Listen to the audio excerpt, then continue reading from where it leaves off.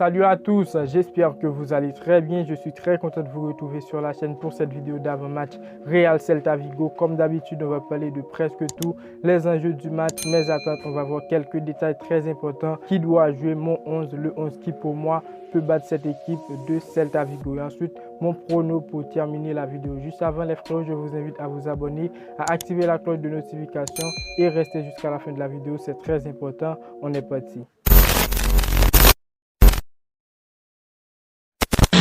Le Real Madrid va affronter samedi le Celta Vigo à 22h heure française, deuxième match en Liga. Le premier match était à accepter vu qu'on a gagné contre Almeria 2-1. Victoire méritée, but en Liga, c'est obligatoire. Une deuxième victoire, on aura 6 points, ça fera grave plaisir. Premier enjeu du match et le seul enjeu du match, je pense qu'il faut gagner. On passera à 6 points. L'objectif est d'être à la tête de la liste et pour ce faire, on doit tenir face le Celta Vigo qui est avec 1 point et qui va sans doute venir pour gagner ce match. Maintenant, c'est le seul enjeu pour éviter de parler des 5 autres titres qui nous restent. Vous savez tous l'objectif du Real Madrid pour cette saison. Pour mes attentes, c'est une bonne prestation comme d'habitude. Par rapport au dernier match, c'était pas à 100%, mais à 80%, j'étais satisfait du Real Madrid. Almeria, c'était pas une équipe à sous-estimer. Elle a montré de quoi il était capable et on a tenu bon. Premier match, premier mi-temps moyen, deuxième mi-temps top avec des changements de classe faits par Ancelotti. Alors, je suis satisfait des deux mi-temps pour ce match face le Celta Vigo. Deuxième attente au niveau de la défense, une défense plus ferme, capable d'encaisser les gros coups parce que Celta Vigo reste une équipe qui a déjà fait un nul et marqué 2 buts en Liga, premier match de Liga. Alors j'aimerais que le Real Madrid commence avec Alaba en latéral. On reviendra en fin de vidéo et aussi je veux que Rudiger il commence mais cette fois avec Eder Militao. Troisième attente au niveau du milieu de terrain, j'attends tout simplement le milieu des légendes pour plus d'expérience. C'est fini pour moi les moments d'essai.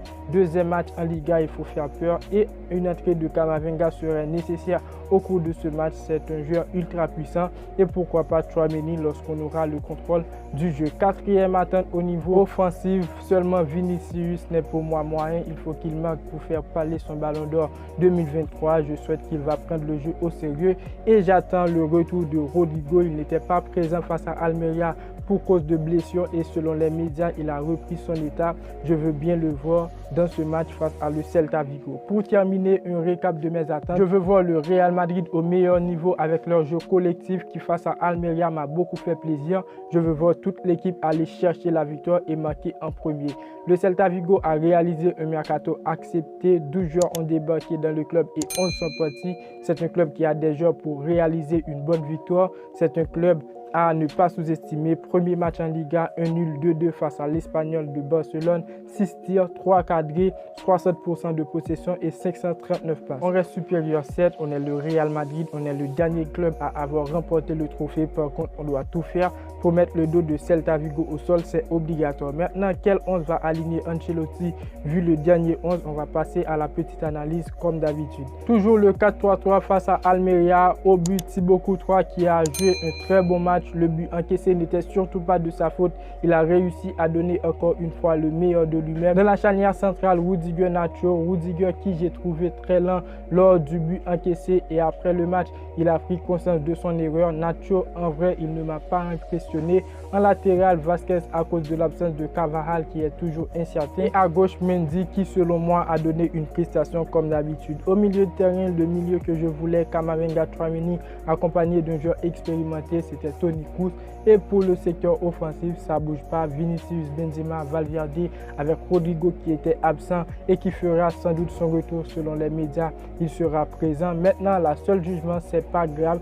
Je pense tout simplement avec un Militao en défense accompagné de Rudiger, on pourrait encaisser 0 but, ce qui serait avantageux pour le Real Madrid. Après, pour l'essai Camavinga, Tchouaméni, j'ai validé et au secteur offensif, c'est carré. On passe à mon 11, on va être plus sérieux. Au Thibaut Courtois, le meilleur gardien du Real Madrid, le numéro 1, pas de débat. Pour la charnière centrale, Rudiger Militao pour mettre la barrière qu'il nous faut. En latéral, Vasquez qui pour moi n'a pas donné les bonnes prestations et il est moins vu dans les matchs. Par contre, il a marqué face à Almeria et avec l'absence de Carvajal, il est le seul à tenir. En latéral gauche, je mets Alaba dans la place de Mendy. Il pourra jouer, faire une masterclass et pourquoi pas troisième match officiel, troisième but. Au milieu de terrain, les légendes, comme je vous dis les frérots, c'est pas un match à sous-estimer. Il faut plein d'expérience pour débuter contre le Celta Vigo. Et pour le secteur offensif, Vinicius, Benzema, Valverde pour mettre des buts.